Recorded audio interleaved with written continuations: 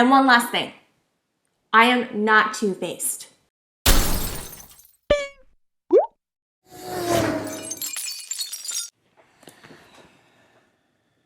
Everyone, the Gemini is in the building.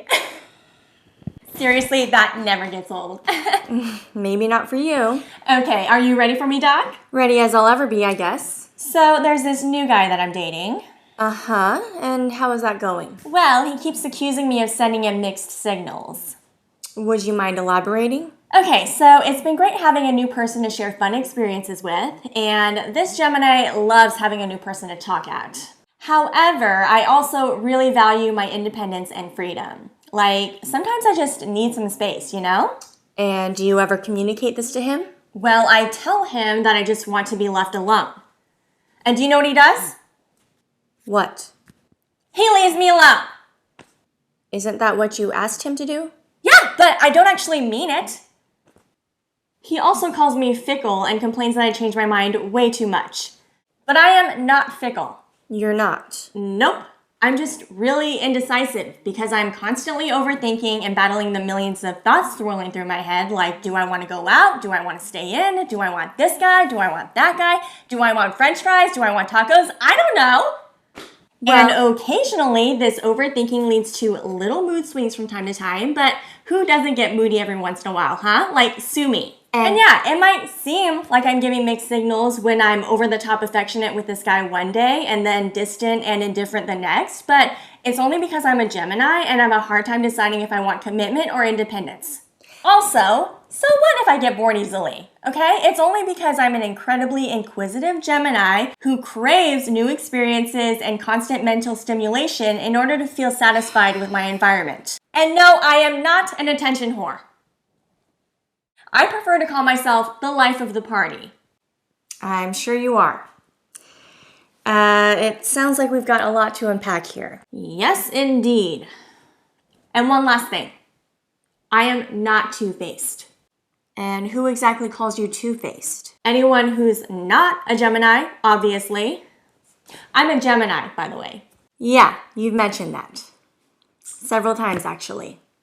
So, what do you think gives others the impression that you're two-faced? Maybe because I'm a social chameleon who switches personalities based on the situation and people that I'm around. Interesting. So if you act sweet to this gem, you're gonna get sweet right back, okay? But if you act spicy, well, get ready to be served some tapatio, bish. Sorry, that wasn't me, that was my twin. Veronica. Okay. So, you mentioned being a social chameleon. Would you also call yourself a social butterfly? When I need to be, yes. I love being around people and striking up conversations with strangers. But at the same time, I also love spending several days alone, watching movies, reading, and researching useless topics to bring up at the next social gathering that I attend. I see. In fact, the last social gathering I went to ended in the biggest cat fight. Oh, really? And how did that come about? I may or may not have told my coworker that I overheard another coworker saying that he heard his girlfriend's sister was sleeping with her husband. Are you sure that actually happened, or was it just gossip? I don't know, but it definitely added way more excitement to the party. Do you think it was your business to tell? Girl, everyone's business is my business. I know everything about everyone. And people say I'm a horrible listener. Well, not when it involves juicy drama. Now, let me ask you something. Go right ahead. I'm an open book.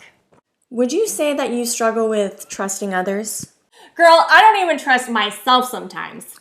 I know how you like to use sarcasm to avoid serious topics, but I'd like a straight answer this time. Straight?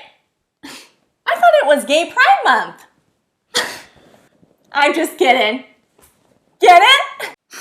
Well, from what I gather, it sounds like you have a bit of a duality to your personality. You love being around people, yet you also need your space. Your indecisive and overthinking nature often has you pulled in two different directions. And as much as you like to deny it, you're an emotional being who often hides those emotions by acting upbeat or using your quick wit. Did you get what I just said? Sorry, I was just waiting for you to finish so that I could tell you what I really feel like talking about. What did you say? Yeah, I think we need to work on your listening skills.